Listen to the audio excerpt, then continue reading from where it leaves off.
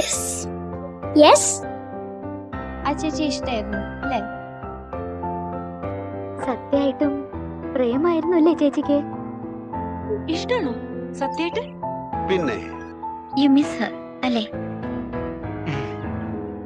അത്രയ്ക്ക് ഇഷ്ടമാണോ ആ കൂട്ടുകാരിയെ? വർഷയ്ക്ക് ഊഹിക്കാൻ കഴിയുന്നതിനേക്കാൾ കൂടുതൽ.